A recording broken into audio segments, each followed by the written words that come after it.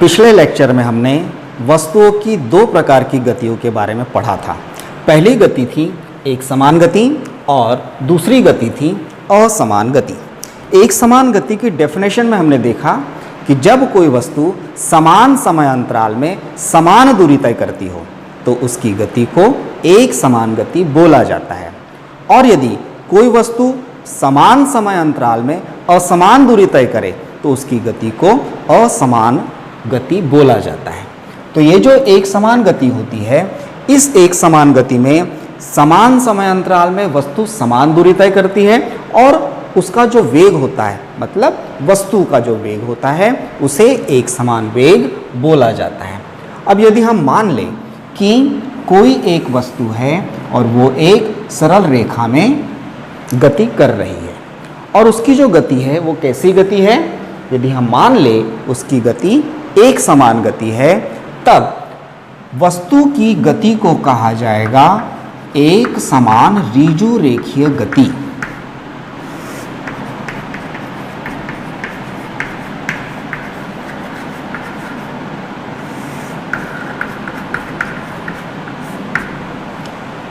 एक समान ऋजु रेखीय गति कब कहा जाएगा? जब कोई वस्तु सरल रेखा में एक समान गति करती हो तब हम उसकी गति को एक समान ऋजु रेखीय गति कहते हैं। तो चलिए इसकी परिभाषा लिख लीजिए। इसकी परिभाषा हो जाएगी इस प्रकार से।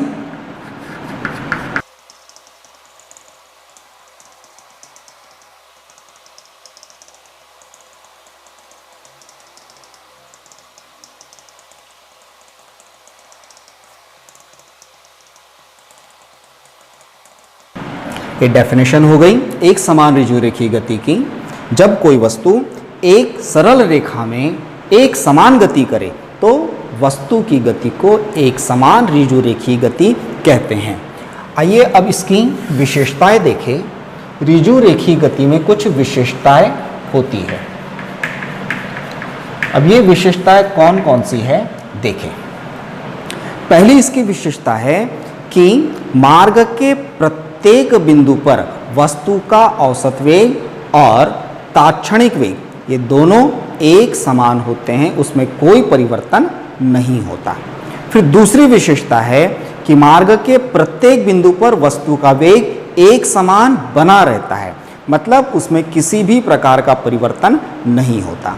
और तीसरी विशेषता है यदि वस्तु एक ही दिशा में गति करे तो वस्तु का कुल विस्थापन उसके द्वारा तय की गई दूरी के बराबर होता है। तो ये तीन मुख्य विशेषता है एक समान ऋजु रेखीय गति की। इन्हें लिख लीजिए।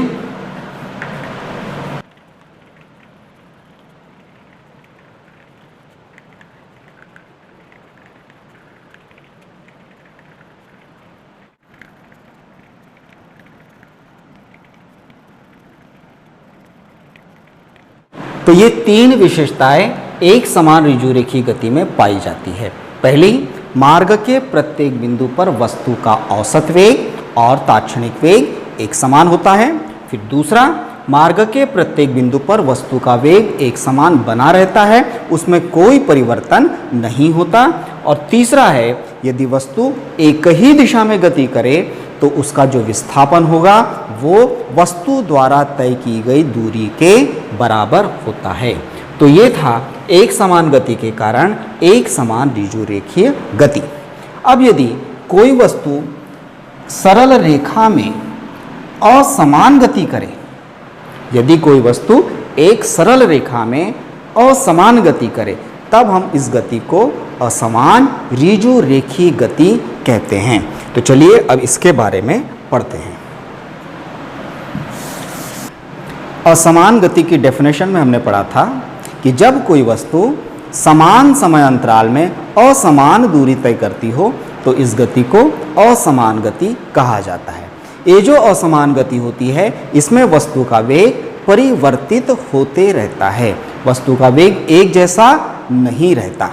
तो चलिए देखें असमान ऋजु रेखीय गति।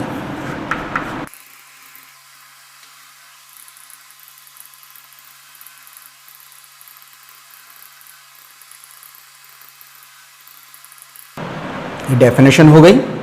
जब कोई वस्तु सरल रेखा में असमान गति करती है तो इसकी इस गति को असमान ऋजु रेखीय गति बोलते हैं। जैसे हम जानते हैं असमान गति में जो वस्तु का वेग होता है वो परिवर्ती वेग कहलाता है। तो हम इसकी दूसरी परिभाषा भी दे सकते हैं। दूसरे शब्दों में इसकी परिभाषा हो सकती है, जब वस्तु सरल रेखा में परिवर्ती वेग से गति करे, जब वस्तु सरल रेखा में परिवर्ती वेग से गति करे तो इसकी इस गति को असमान ऋजु रेखीय गति कहते हैं। तो ये दूसरी डेफिनेशन भी लिख लीजिए।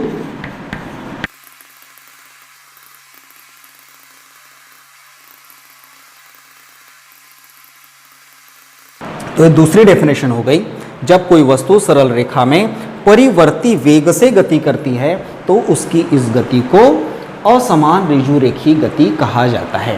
ये जो असमान ऋजु रेखीय गति है इसे आप परिवर्ती ऋजु रेखीय गति भी कह सकते हैं।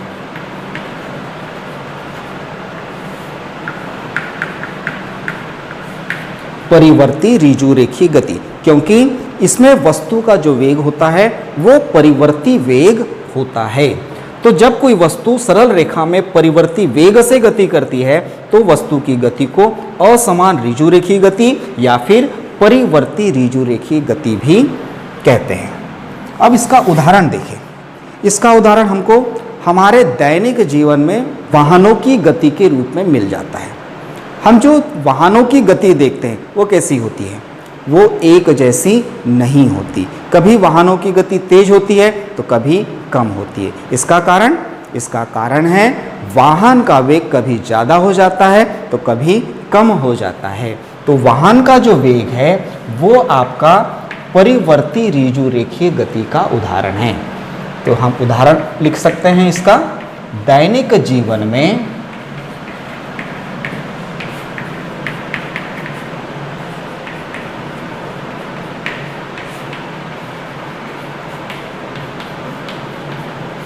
वाहनों की गति, ये असमान ऋजु रेखीय गति का उदाहरण हुआ।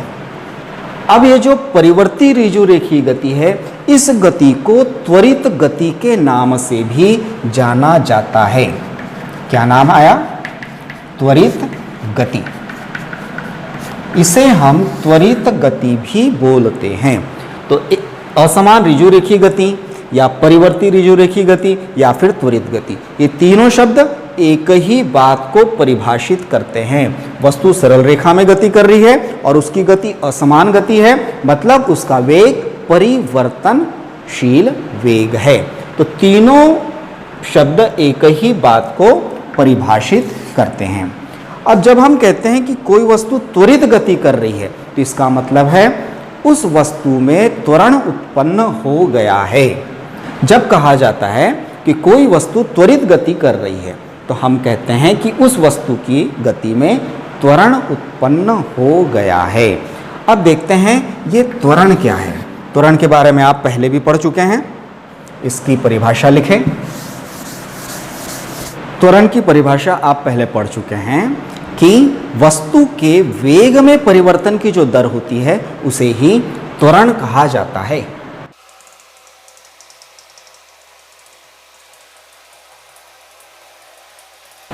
ये तो परिभाषा हो गई। वस्तु के वेग में परिवर्तन की दर को त्वरण कहते हैं। अब इसका सूत्र लिखना हो तो सूत्र भी आप जानते हैं, त्वरण बराबर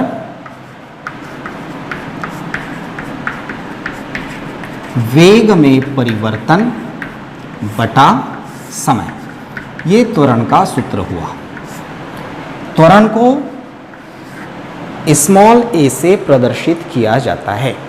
अब यदि हम मान लें कि किसी समय t1 पर वस्तु का वेग v1 है, समय t2 पर वस्तु का वेग v2 है, तब वस्तु का त्वरण क्या हो जाएगा? तब वस्तु का त्वरण a बराबर हो जाएगा वेग में परिवर्तन, v1 से v2 वेग हो गया तो v2 माइनस v1 बटे समय। किस समय में? t1 से t2 समय तक जाते जाते उसका वेग परिवर्तित हो गया। तो यहाँ हो जाएगा t2 माइनस t1। तो ये हुआ वस्तु का त्वरण। आइए अब देखते हैं त्वरण का मात्रक।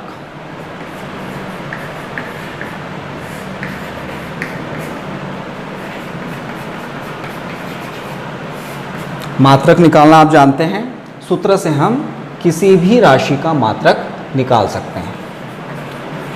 त्वरण का सूत्र है वेग में परिवर्तन बटे समय।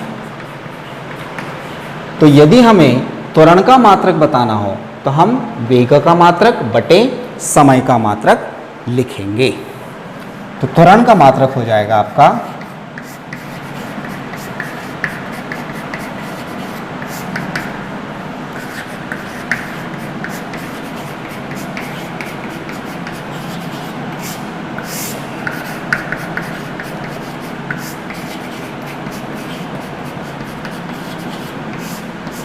वेग का मात्रक बटे समय का मात्रक। यदि त्वरण का हम SI मात्रक बताना चाहे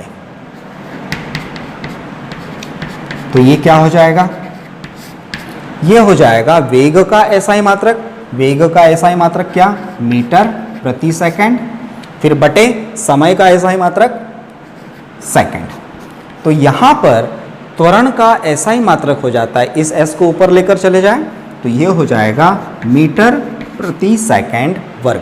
तो त्वरण का SI मात्रक मीटर प्रति सेकंड वर्ग होता है। इसी प्रकार यदि आप CGS मात्रक बताना चाहें तो CGS, वेग का CGS मात्रक क्या, सेंटीमीटर प्रति सेकंड। तो यहाँ पर सेंटीमीटर प्रति वर्ग सेकंड, ये आपका त्वरण का SI और CGS मात्रक हुआ। इसी प्रकार आप इसकी विमा भी बता सकते हैं। त्वरण का विमीय सूत्र,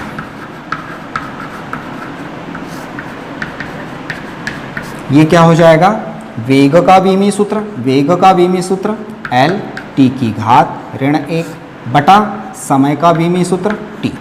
यदि इसे एक साथ लिखा जाए, इस t को ऊपर हम लेकर चले जाएं तो ये हो जाता है L t की घात ऋण 2। तो ये त्वरण का विमीय सूत्र है। यदि इसे MLT के पदों में लिखना चाहे तो ये हो जाएगा m0 L t की घात ऋण 2। तो ये त्वरण का विमीय सूत्र हुआ। त्वरण एक सदिश राशि है, तो ये धनात्मक भी हो सकता है और ऋणात्मक भी हो सकता है। तो धनात्मक त्वरण और ऋणात्मक त्वरण किसे बोलेंगे देखते हैं।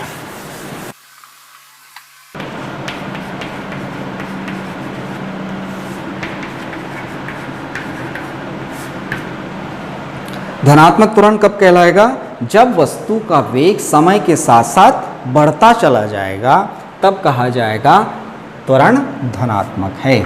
तो ये हुआ वेग में वृद्धि। जब समय के साथ वेग में वृद्धि हो जाती है तब त्वरण धनात्मक त्वरण कहलाता है। इसी प्रकार आपका ऋणात्मक त्वरण भी हो सकता है।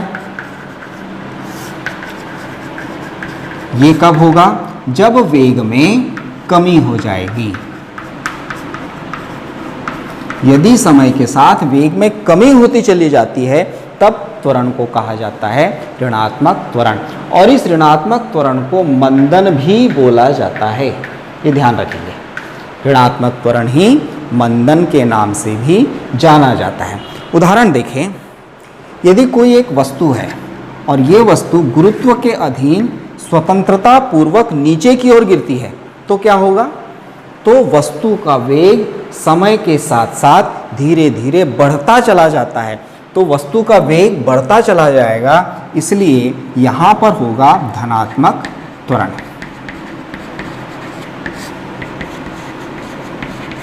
लेकिन यदि किसी वस्तु को ऊपर की दिशा में फेंका जाए तो क्या होगा, तो जैसे जैसे वस्तु ऊपर की ओर जाएगी, कहाँ तक जाएगी, कुछ सीमा तक ही जा सकती, उसके ऊपर नहीं जा सकती। कारण ऊपर जैसे जैसे वस्तु जाती है उसके वेग में कमी आती जाती है और एक समय के बाद वेग शून्य हो जाता है, वस्तु रुक जाती है और बाद में वापस वो वस्तु नीचे की ओर आती है। तो जब वस्तु ऊपर की ओर फेंकी जाएगी तो उसका जो त्वरण होगा वो ऋणात्मक त्वरण होता है। तो ये धनात्मक और ऋणात्मक त्वरण के बारे में हमने देखा।